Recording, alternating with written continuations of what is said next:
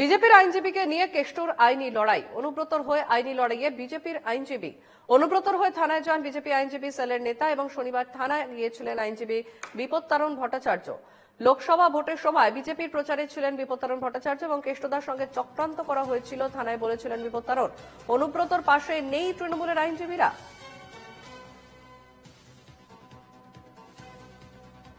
বিজেপির আইনজীবীকে নিয়েই কেষ্টর এবার আইনি লড়াই। অনুব্রতর হয়ে আইনি লড়াইয়ে বিজেপির আইনজীবী। অনুব্রতর হয়ে থানায় যান বিজেপির আইনজীবী সেলের নেতা। শনিবার থানায় গিয়েছিলেন আইনজীবী বিপত্তারণ ভট্টাচার্য এবং লোকসভা ভোটের সময় বিজেপির প্রচারে ছিলেন বিপত্তারণ ভট্টাচার্য। কেষ্টদার সঙ্গে চক্রান্ত করা হয়েছিল থানায় বলেছিলেন বিপত্তারণ।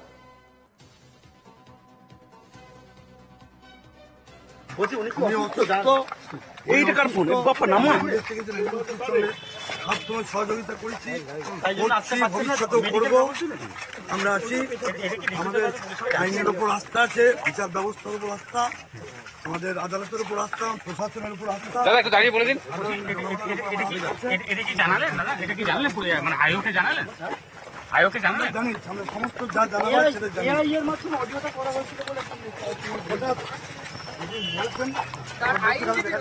যা বলার আমরা করবো।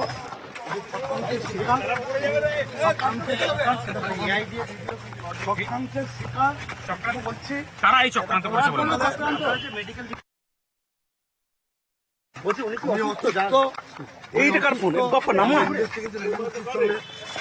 সহযোগিতা করেছি, ভবিষ্যতেও করবো। আমরা আছি, আমাদের আইনের উপর আস্থা আছে, বিচার ব্যবস্থার উপর আস্থা, আমাদের আদালতের উপর আস্থা, প্রশাসনের উপর আস্থা। একটু দাঁড়িয়ে বলে দিন, এটা কি জানা? আমাদের সঙ্গে সরাসরি রয়েছেন প্রতিনিধি শুভদীপ প্রামাণিক। শুভদীপ, বিজেপির আইনজীবীকে নিয়ে কেষ্টর এবার আইনি লড়াই এবং অনুব্রতর হয়ে আইনি লড়াইয়ে বিজেপির আইনজীবী।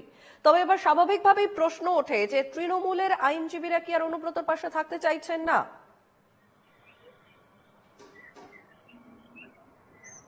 সঞ্চারী, একদমই এই যে ঘটনা, অর্থাৎ অনুব্রত মণ্ডলের সঙ্গে বোলপুরের আইসি লিটন ভান্ডারের অডিও ভাইরাল মামলা, সেই মামলা কিন্তু একটা নতুন মোড় নিল বলা যেতেই পারে।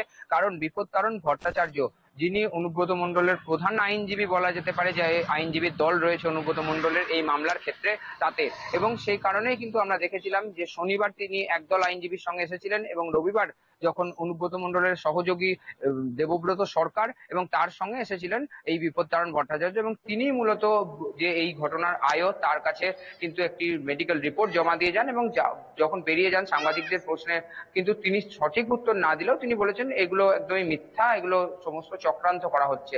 এবং তার পরিচয় যেটা জানা যাচ্ছে যে এই বিপত্তারণ ভট্টাচার্য কিন্তু বিজেপির বোলপুর সাংগঠনিক জেলার এক লিগ্যাল সেলের নেতা, এবং তাকে বোলপুর লোকসভার যে 2024 সালে নির্বাচন হয়েছিল সেখানে প্রিয়া সাহা প্রতিযোগিতা করেছিলেন, সেই প্রিয়া সাহার হয়ে প্রচারেও কিন্তু দেখা গিয়েছিল এই বিপত্তারণ ভট্টাচার্যকে। এবং বিজেপির যে লিগ্যাল সেলের হোয়াটসঅ্যাপ গ্রুপ, সেই হোয়াটসঅ্যাপ গ্রুপে এখনো পর্যন্ত এই বিপত্তারণ ভট্টাচার্য রয়েছেন। কিন্তু বিপত্তারণ ভট্টাচার্য বিজেপি নেতা হয়েও কিভাবে অনুব্রত মণ্ডলের জন্য আইনি লড়াই করছেন, সেই বিষয়ে আমরা যখন এখানকারই বিজেপির যে বোলপুর সাংগঠনিক জেলার সংখ্যালঘু মোর্চার যে আছেন নেতা, তার সঙ্গে যোগাযোগ করেছিলাম। তিনি অবশ্য জানিয়েছেন যে এই বিষয়টা সম্পূর্ণ তার ব্যক্তিগত কারণ, তিনি প্রথম একজন আইনজীবী, সেই কারণেই তিনি এই লড়াই হয়তো করছেন, তবে অবশ্যই তাকে দলীয়ভাবে জিজ্ঞাসাবাদ করা হবে। কিন্তু এই জায়গায় আরো একটি বড় প্রশ্ন হয়ে উঠছে, তাহলে কি এবার অনুব্রত মণ্ডল বিজেপির দ্বারস্থ হতে চলেছেন? দলে যেভাবে তাকে ঘরে বাইরে চাপ দেওয়া হচ্ছে, সে কারণে কি তিনি আগাম বিজেপির দ্বারস্থ হতে চলেছেন? এই বিষয়টা কিন্তু এখন প্রশ্ন উঠছে, এবং সে কারণেই কিন্তু প্রশ্নটা উঠেছে যে এই যে ঘটনা, তাতে তৃণমূলের যে সমস্ত আইনজীবীরা রয়েছেন সেই আইনজীবীদের কিন্তু কাউকে দেখা যাচ্ছে না। এমনকি বোলপুর এবং তার সঙ্গে সঙ্গে সিউড়ির যে দুই সরকারি আইনজীবীরা রয়েছেন, তারাও তৃণমূলের সঙ্গে সরাসরিভাবেই যুক্ত বলা যেতে পারে, এবং তাদেরকেও কিন্তু এই লড়াইয়ে দেখা যাচ্ছে না। উল্টো দিকে বিপত্তারণ ভট্টাচার্য, তিনি বিজেপির লিগ্যাল নেতা হয়েও কিন্তু অনুব্রতর হয়ে আইনি লড়াই করছেন, এবং হয়তো আর কিছুক্ষণের মধ্যে তিনি আবারও ফের অনুব্রত মণ্ডলের হয়ে কোনো রিপোর্ট বা যে অনুব্রত মণ্ডলের আইনি প্রক্রিয়া, সেই আইনি প্রক্রিয়া এসে বোলপুর মহকুমা পুলিশ আধিকারিকের কাছে জানাবেন। তখন আমরা তার সঙ্গে যোগাযোগ করে কিন্তু এই বিষয়টা তুমি সঙ্গে থাকো, ফিরছি তোমার কাছে। আমাদের সঙ্গে এই মুহূর্তে ফোন লাইনে রয়েছেন বিজেপি নেতা রাহুল সিনহা। রাহুল বাবু, আপনাকে এনকেটিভি বাংলায় স্বাগত।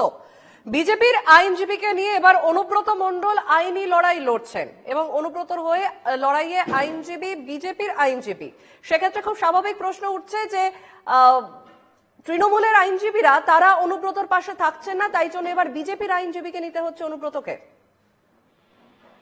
দেখুন, আমি মনে করি যে আইনজীবীর ক্ষেত্রে কোনো দল মত ইত্যাদিতে বিভাজন করা যায় না।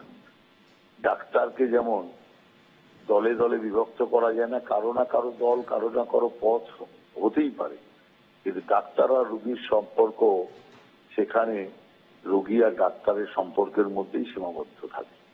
তেমনি আইনজীবীর ক্ষেত্রেও একই বিষয় আছে।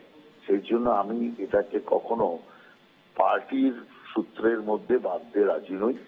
কোনো উকিল যে ভালো অ্যাডভোকেট আছে, কেউ যদি মনে করে যে এর দ্বারা রিলিফ হতে পারে, স্বাভাবিকভাবেই তার কাছে যেতে পারে। অতএব এর সাথে অহেতুক রাজনীতিকে জড়ানোর কোনো যৌক্তিকতা নেই। ধন্যবাদ রাহুল বাবু। আমাদের সঙ্গে ফোন লাইনে ছিলেন বিজেপি নেতা রাহুল সিনহা। আমি আবারও শুভদীপের কাছে আসবো। শুভদীপ, ইতিমধ্যেই বীরভূমের রাজনীতি কিন্তু ইতিমধ্যেই উত্তপ্ত হয়েছে অনুব্রত মণ্ডলকে ঘিরে এবং একাধিকবার অনুব্রত কাজল সেই দ্বন্দ্বও সামনে এসছে এবং বিশেষভাবে কিছুদিন আগেই বিজেপির তরফ থেকে সুকান্ত মজুমদার তিনি মন্তব্য করেছিলেন যে বীরভূমে সেখানকার সমীকরণ বদলাচ্ছে এবং সেখানে মুখ্যমন্ত্রী সংখ্যালঘু মুখ চাইছেন এবং তারপরে আজকে অনুব্রত মণ্ডলের এই খবর সামনে আসছে যে সেখানে তার হয়ে আইনি লড়াই লড়ছেন বিজেপির আইনজীবী। সেক্ষেত্রে কি অনুব্রত মণ্ডলের বিজেপিতে যাওয়ার সম্ভাবনা কোথাও জোরালো হচ্ছে? সে নিয়ে কিন্তু ইতিমধ্যেই চাপানোতর উঠছে আশপাশ থেকে। একদমই সঞ্চালিত বললে যে এই যে বিজেপির সঙ্গে একটা যোগ পাওয়া গেল অনুব্রত মণ্ডলের, এক্ষেত্রে কি তাহলে অনুব্রত মণ্ডল আগে থেকেই সাবধানী হয়ে গিয়েছিলেন? তার কারণ তাকে যে জেলা সভাপতির পদ ছিল, যখন অনুব্রত মণ্ডল গরু পাচার মামলায় 2 বছর জেলে ছিলেন তখনও কিন্তু তার এই পদ যায়নি, কিন্তু তিনি ফিরে আসার কয়েক মাস পরে কোর কমিটি কিন্তু সরানো হয়নি। সেই কোর কমিটিতে যুক্ত অনুব্রত মণ্ডলকে করা হলেও তার জেলা সভাপতির পদ সরিয়ে দেওয়া হয়েছে। এই মুহূর্তে বীরভূম জেলা কিন্তু কোর কমিটির যারা 9 জন রয়েছেন তারাই সামলাচ্ছেন একসাথে। এবার সেই জায়গা থেকে দাঁড়িয়ে অনুব্রত মণ্ডল কি আগে থেকেই সাবধানী হয়ে গিয়েছিলেন বলেই কি তিনি বিজেপির সঙ্গে কোনোভাবে যোগাযোগ করছিলেন? এই প্রশ্নই কিন্তু উঠে আসছে।